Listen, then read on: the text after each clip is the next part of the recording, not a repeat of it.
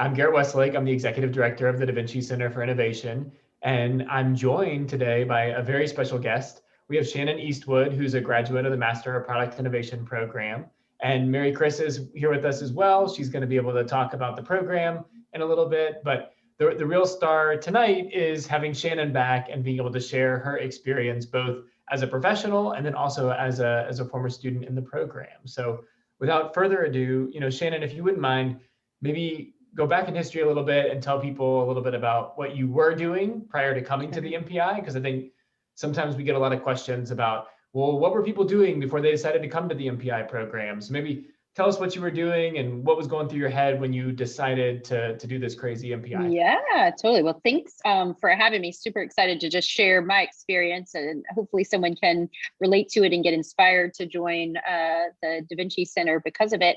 Yeah, prior to joining Da Vinci Center for the master's program, I was working full-time at a wholesale company in the product development department. So this is, if you think about an organization that is designing, building, sourcing, selling, and then distributing products, that's the space that I was in. I had been with them going on around 6 years, leading into that 7th year. And I was in charge of, at that time, I had sort of worked my way up in the product development side of the house to run the largest brand. So I'd sort of hit that tipping point, like mastered kind of what I could do there, had been traveling around the world for 6 years, would spend, a month at a time throughout the year in China or India, visited Portugal and Mexico, like very, very fun things, but also taxing work. There was a lot to it. And so I'd sort of reached that tipping point to say, man, if I stay within this organization, it's probably means the next step for me would be executive suite, C-suite in that organization. And I knew that I wanted to shift from making physical things, I was in physical product development, to doing something that took up a little less space in the world, traveling around the world, getting to see the manufacturing process, sort of the impact of mass consumerism on these different countries, for me, resonated emotionally. It was a little bit of a hardship, and I was kind of torn between my personal ethos and what my job was, even though I really enjoyed the work and got to meet some amazing, talented people through the process. So it was roundabout kind of a change. I was ready for a pivot, move on to the next thing. And I'd always had a master's on my radar. And actually, initially, when I came out of undergraduate school, I was like, I'm going to go to NYU and go right back into graduate school. And then I got a little taste of life post undergrad. And I was like, no, I think I'll wait a bit. Let me just enjoy life for a little bit. So it was definitely in my professional roadmap.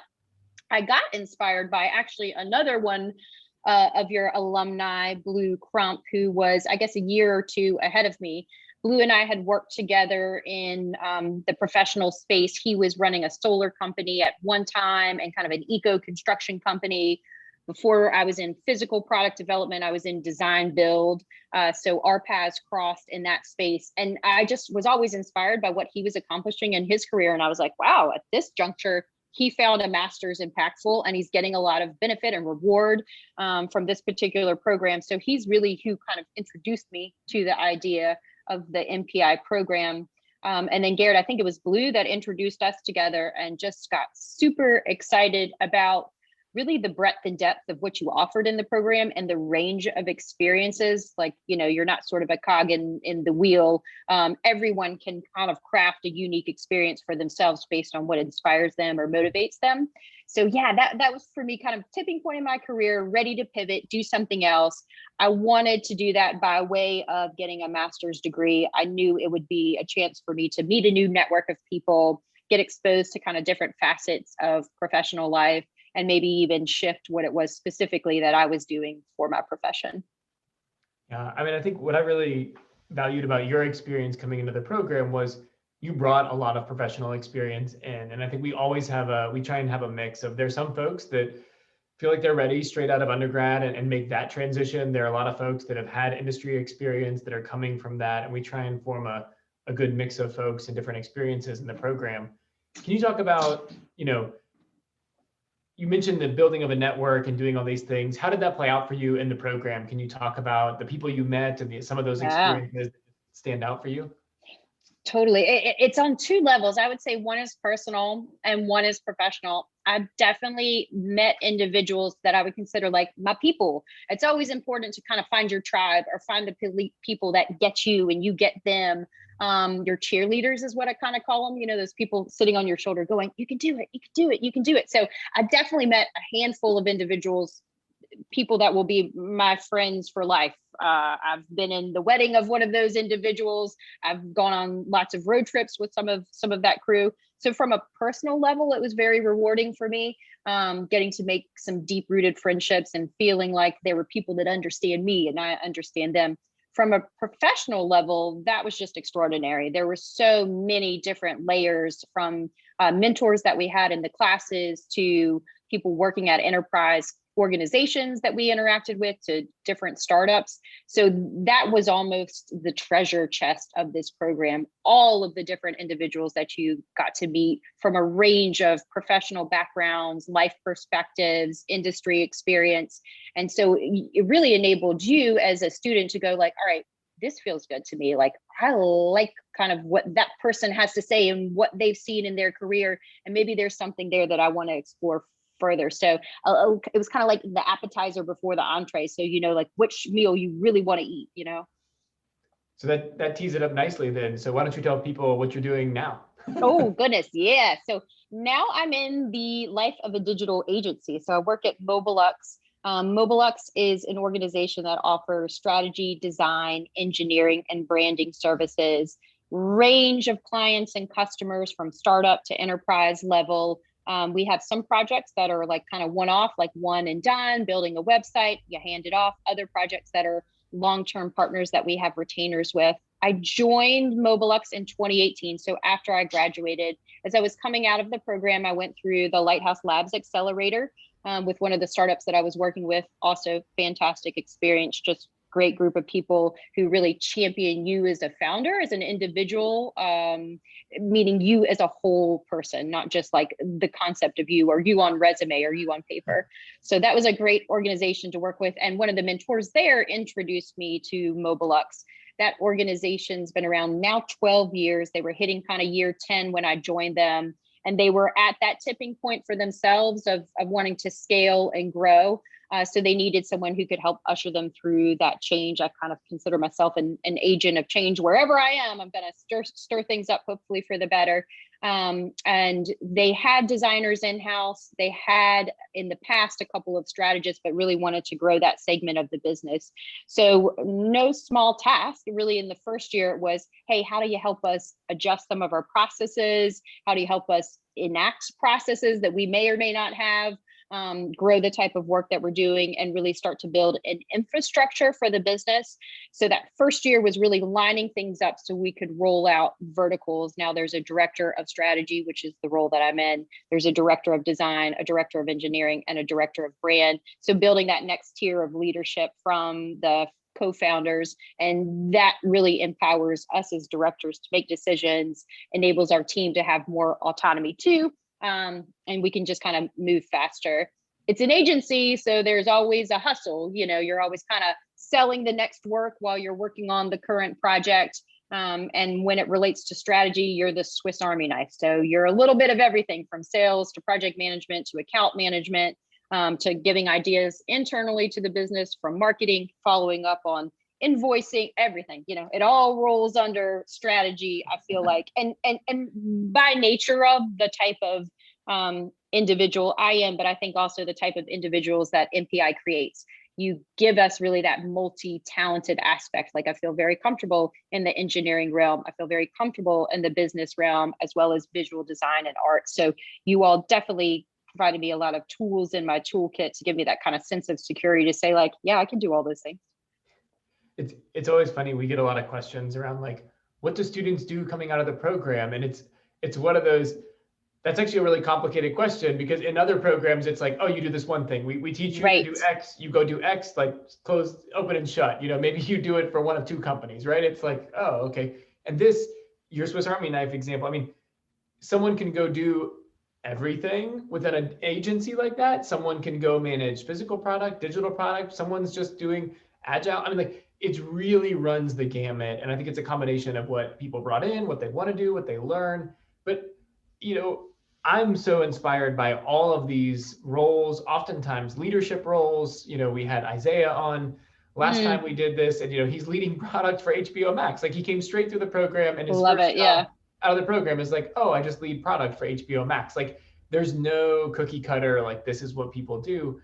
But I have to say, like, while your portfolio at Mobilux is impressive in its own right, I've been most impressed as an ambassador of the program for all the work you do in the community. So you are super involved in our community. You're not just a creative and applying that for the company you work for. Talk about all the thing we were just talking before we started recording. So maybe share that with people as well. But like, I'm so impressed every time I see you out in the community being a change agent just for the good of the world, not just for the profit of your employer. Yeah, it's true. It's kind of the balance of things. I mean, anyone can make money, like any or all of us can make money. And we should also be able to make money for the things that we feel good about doing. And so I think it's just important knowing for yourself as an individual, like, what is your ethos? What is meaningful to you? What does success look like to you? For many people, it could be being part of a large enterprise organization and contributing to that and getting a nice, easy day job and easy paycheck. Nothing wrong with that. For myself, I'm really motivated and inspired by knowing that I'm creating some change for good. And I really came into the MPI program focused on more of that sort of social justice space or change for good type of space, whatever vertical you might apply it to. And actually, even in my day-to-day at Mobelux, I'm a champion of that as well for the types of projects that we take on. So I get to blend that personal aspiration and inspiration with my professional life. But outside of Mobelux, I'm an organizer for the Richmond chapter of OpenIDEO. So OpenIDEO is a global organization that uses design thinking for change for good. They will center around a particular topic that could be really specific to a local or specific to a global community. And they allow these chapters around the world to crowdsource ideas, not just from OpenIDEO members, but from the community to say, everyone should have a voice. Everyone should have a say in how we might enact change for good. And really, OpenIDEO, and as an organizer, we're just giving space for people to share their thoughts and share their perspective and inspire each other. OpenIDEO is pretty incredible in the sense of they work with major partners. Sometimes it could be something like the Kellogg's Foundation is sponsoring something. It could be as explicit as Target's put up some funding for it. So they're serving up challenges centered around a problem to be solved, and then they actually reward people with funds, with money to fund their idea based on the solutions that they present that go through a selection process. But all along the way, it's open to anyone and everyone to kind of contribute.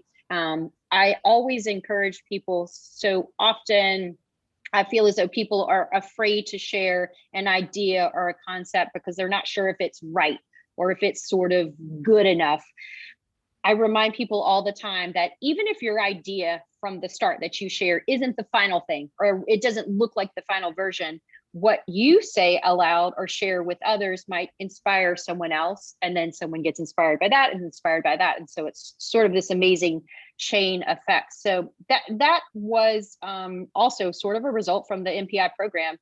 Aaron Forrester, who was my professor for visual design through the program, is how I first got introduced to the concept of OpenIDEO.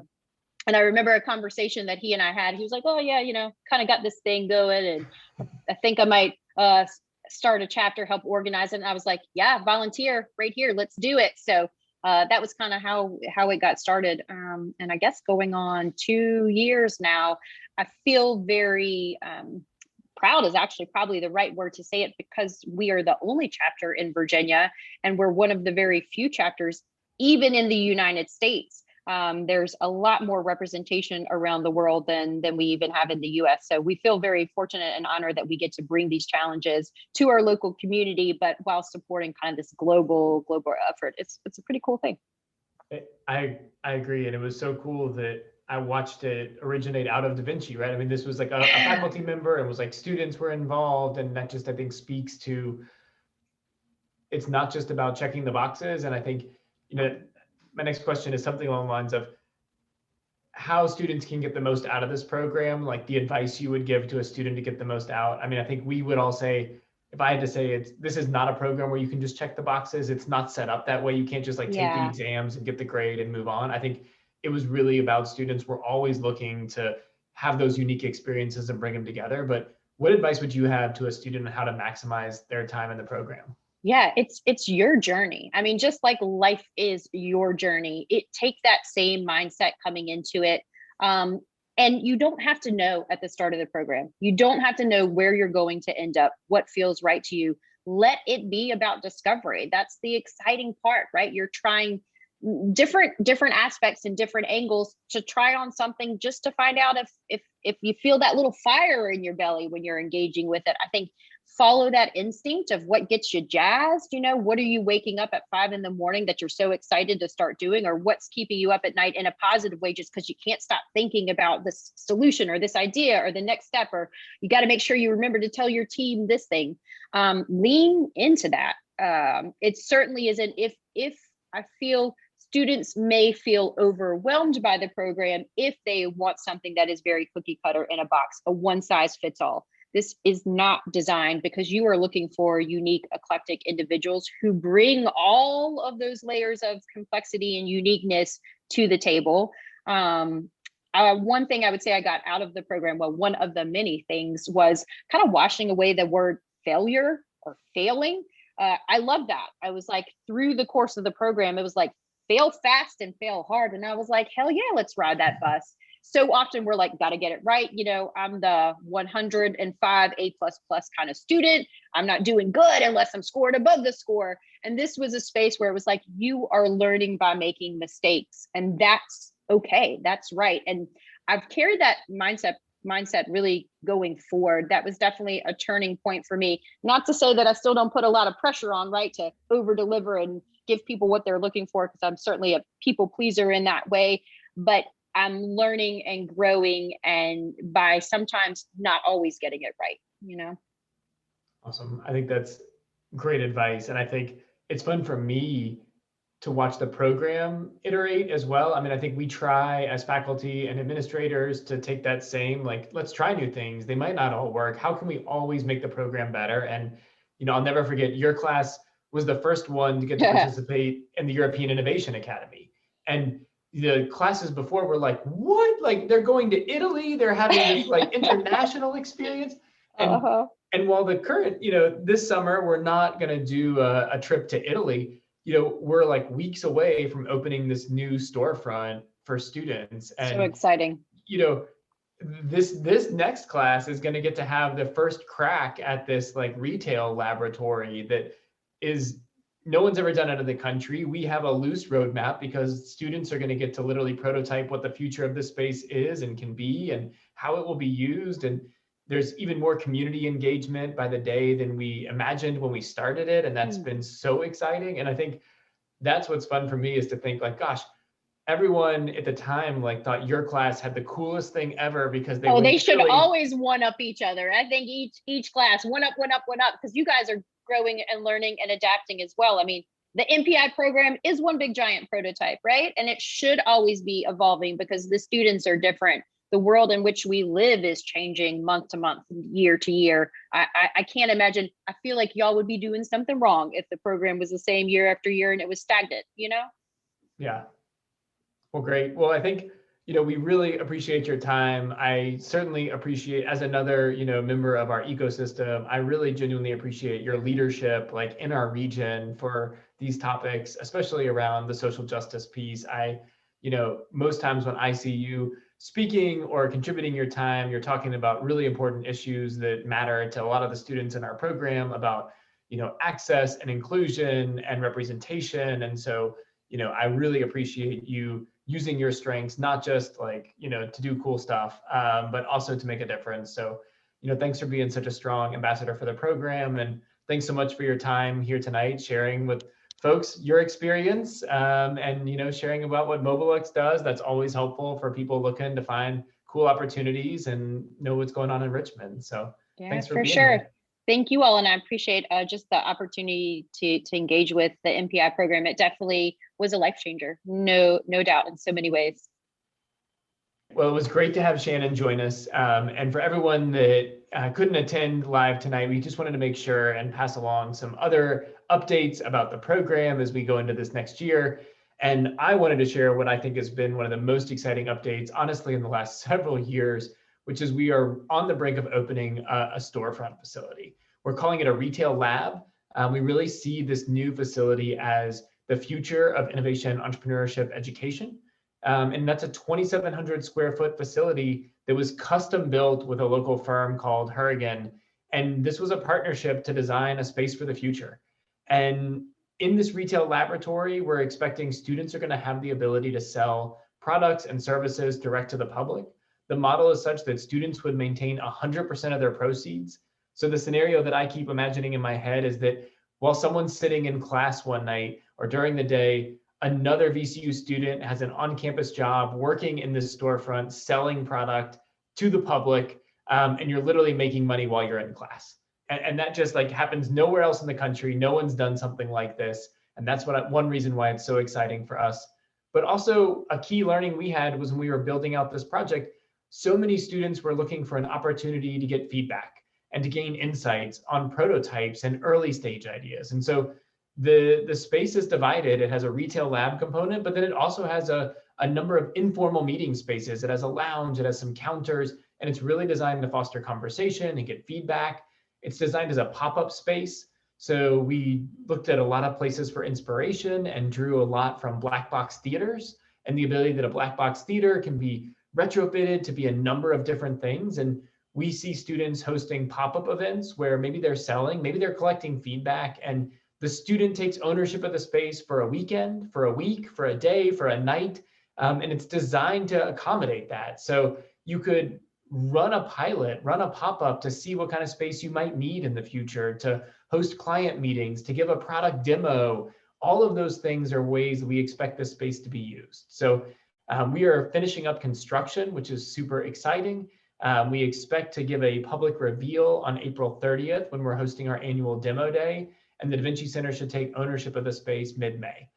So for this incoming cohort of the master's program, this is going to be an extension of your classroom. This is going to be where a lot of the learning happens, is in this new facility with our community partners. So just wanted to make sure and pass along that update. Mary Chris is going to be able to talk to all of you about the dates and key schedule for fall, since we're looking to our fall semester admits right now with a May 15th deadline. So Mary Chris is going to go over those details with you, but I just wanted to make sure you had the latest on our new storefront. A big thank you to Garrett and Shannon for being here.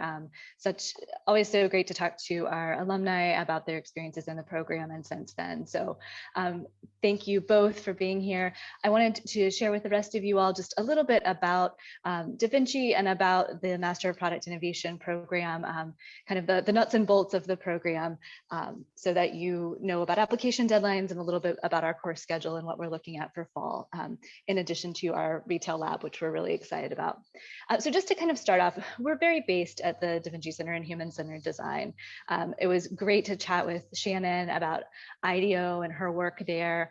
And so we always like to start off this presentation just by talking about how we recognize access, equity, and inclusion is really core to our mission. In addition to being centered in human-centered design or grounded in that, we also really believe that the humans that make up our program are sort of our secret sauce. So those students that come together in the cohort, bringing all their experiences, so their educational and employment and work background, as well as just who they are as people, really give our cohort a richness and help people explore the topics of entrepreneurship and product innovation and create their own journey through our program. And so we really just like to pause here and highlight that that is really essential to who we are as a center. And we welcome all to our program and welcome people to come as their full selves and whole humans and bring their whole experience into our program. Just a quick little bit about the Da Vinci Center. We are an academic center at Virginia Commonwealth University, and we offer both undergraduate and graduate programs, as well as programming for the entire university. On the undergraduate level, we have certificates in product innovation, venture creation, and human-centered design. So undergraduate students can take those alongside their major, working them in kind of like a minor. our programs are very cross-disciplinary. So we are a collaboration between arts, business, engineering, and College of Humanities and Sciences. And so in both our master's program as well as our undergraduate programs, we're very, very intentionally bringing students together from all different academic backgrounds. We always say on the undergraduate level, we want them to be rooted in their discipline and have a little bit of experience across a number of disciplines. So they're coming out as very T-shaped individuals, moving into the world that way.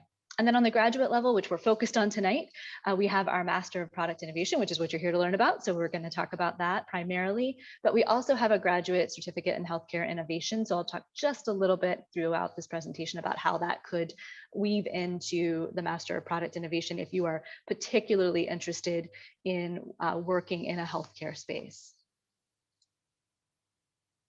So our Master of Product Innovation program is a 13 to 18 month program. Since you are here interested in our fall program, the fall program does run on that 18-month schedule. It runs from fall to fall. So students who begin with us in the fall will stay for a fall, spring, summer, and fall semester with us. As I mentioned, very cross-disciplinary. So there is no one right major to have on your undergraduate degree to come into our graduate program.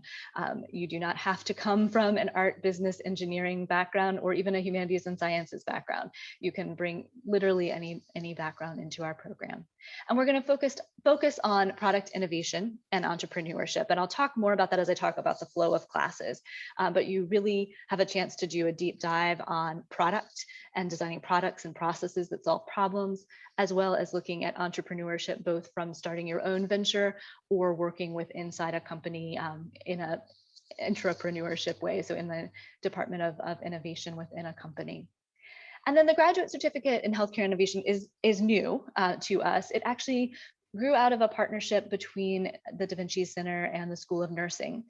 We noticed a need. A number of healthcare providers have amazing ideas. They see things in their daily jobs and have problems they want to solve and have ideas, or sometimes they've come up with almost low fidelity prototypes kind of in their own work, but they don't necessarily have the business knowledge to move that forward and look at, starting a business around it, getting a patent, that kind of thing. By the same token, we have students who come into the Da Vinci Center very interested in the healthcare space, and are getting all the business and product development and licensure knowledge from us, but maybe just don't know a whole lot about that healthcare space from kind of a leadership and management and policy perspective. And so for this certificate, students take 6 hours of credits with School of Nursing and their nursing leadership program, and 6 hours of credits with Da Vinci Center. The really beautiful thing is, if this sounds interesting to you and you're interested in our MPI program, you can combine the graduate certificate in healthcare innovation with the MPI, and there is no additional cost. So when I get to talking about the schedule of courses, essentially those 2 nursing classes become your electives for your MPI, and you complete both a Master of Product Innovation and a graduate certificate in healthcare and innovation in that same 18-month period if you're attending full-time, and for no additional cost. So definitely keep that in mind as we go along. I find really the easiest way to sort of talk about our program, it really is your journey. It really is what you make it. And the coursework is not cookie cutter and is not a check the box kind of curriculum where I can just point you to something in our graduate bulletin, our graduate course catalog, and have you read it and know that you can just check off these different courses. So what really is helpful, I think, is to kind of explain the courses. And this also gives you a nice layout if you enter our program full-time in fall, just to kind of see how the courses line up. So in the fall semester, you would take our kind of 500 level suite of classes.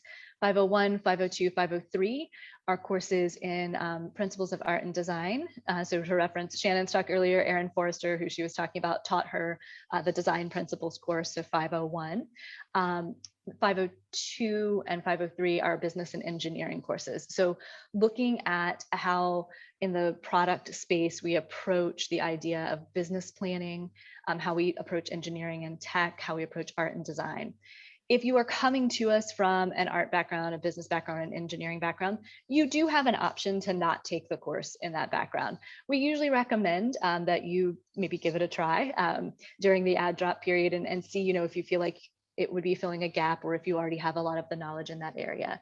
If you're coming to us from a background, that is not in one of those disciplines, we do have you take all three so that you get a really solid foundation in design, engineering, and business as it'll carry forward. So while you're in those three classes, you also take our NO 590 course. And the 590 course is a project course where you are applying all of those things that you're learning in cross-disciplinary teams. And so for the 590 course, local businesses, VCU Health, local nonprofit organizations bring us problems, and you all get to solve them as students in the MPI program. So you work on teams with students who have different undergraduate backgrounds than you do, and you take those art, business, and engineering skills that you are getting in the other classes and bring them into your project class to actually work essentially as consultants solving a problem. And that's by developing a product, which could be a physical product, it could be a tech product, it could be developing a process, and so looking at process management and improvement. But you're actually going to get right there in that very first semester, very, very hands-on experience in practicing those skills. In the spring, you are going to move on into NO 651. And so NO 651 is really a shift here where we start to focus on entrepreneurship. And so if you are coming to us with an idea for something that you have a business you want to start, or you have a product you want to launch, and maybe that's already in the works for you, NO 651 allows you to focus on that. You actually can take your idea for a business, your idea for a product, and use the time in that class to start moving that product or business forward. If you are listening to this and thinking, but I don't have that idea, that is also 100% fine. Several things happen. You may end up teaming up with someone else in your cohort.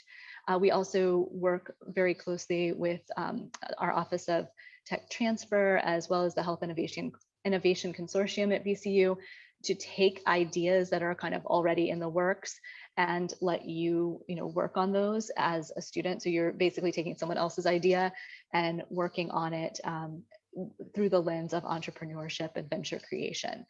So that NO 651 course in the spring of 22 that you see on the schedule here is really about teaching you in a very, very hands-on way those innovation, those entrepreneurship or venture creation skills.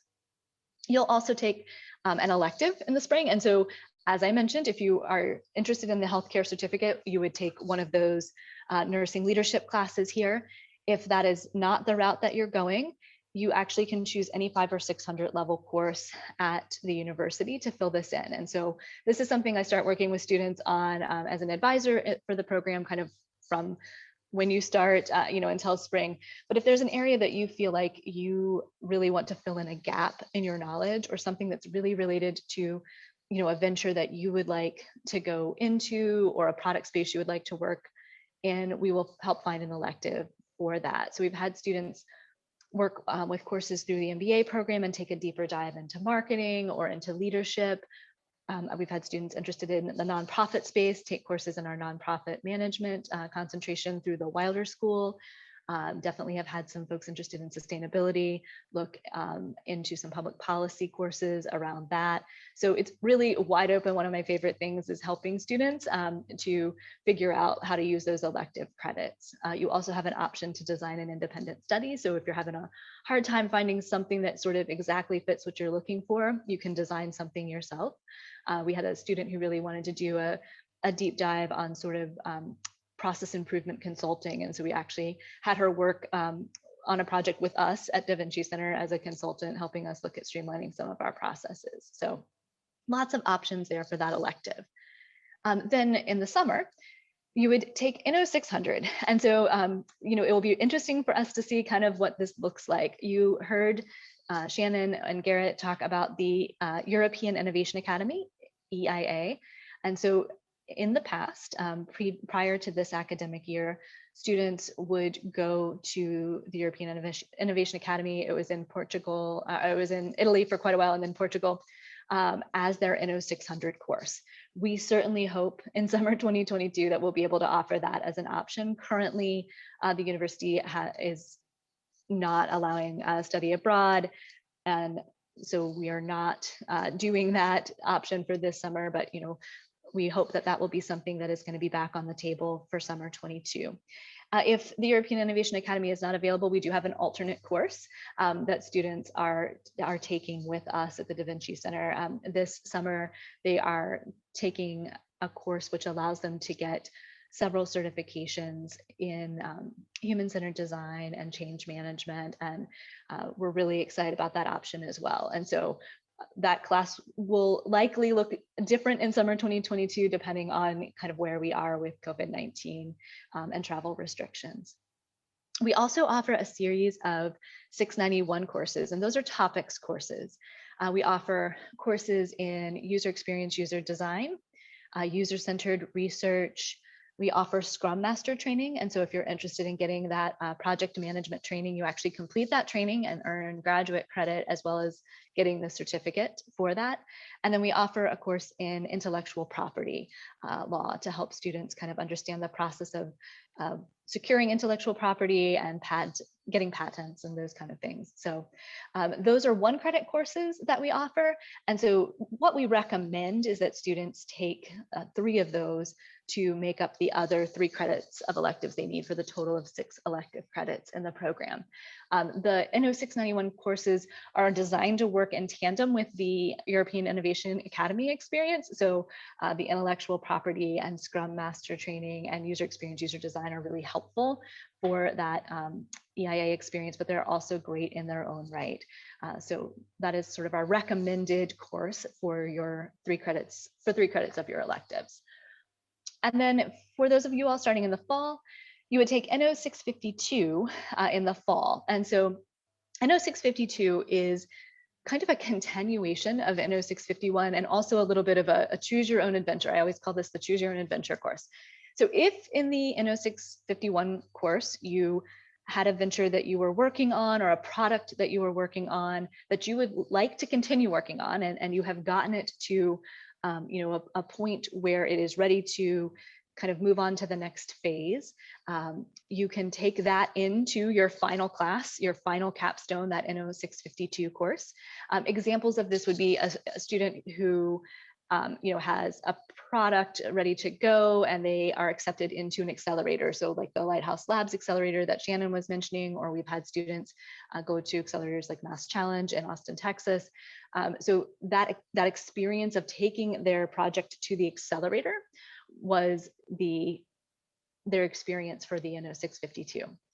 If you really are at this point in the program thinking that you would like to go work in industry, so you would like to work, on a team like Shannon was talking about leading at Mobelux, or you would like to work in project management or product design or user experience, user design, you can use the NO 652 experience as an internship. So those are the 2 most popular options. Students either will continue on with a venture or product that they've been developing, or they will move into an internship. There is an option to write a thesis. As you can imagine, in a very experiential hands-on program, we have not had anyone take us up on that, but that is an option that exists if that is the adventure that you would like to choose at that juncture. And then this is just to let you know, you are able to go through our program part-time. This is a question that we get a lot. And so students are able to attend our program part-time. And this just sort of shows you what that would look like if you were to split our classes up part-time. Our courses are sequenced and only offered in certain semesters. So this sort of breaks down how that would go for you.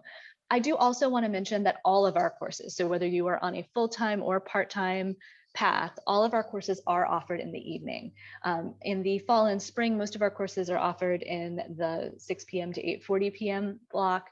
And then some of those summer classes are offered a little bit earlier, more toward like a 5 o'clock time period. But it is designed so that if you do want to continue to work in a job that you're working, you can take our coursework in the evening. We have had students do that on a full-time or a part-time basis. That is really kind of an individual decision. I'm always happy to talk students through that, but we've definitely seen it work both ways for students. And I wanted to make sure I made you aware that part-time is an option that is available to you. All right.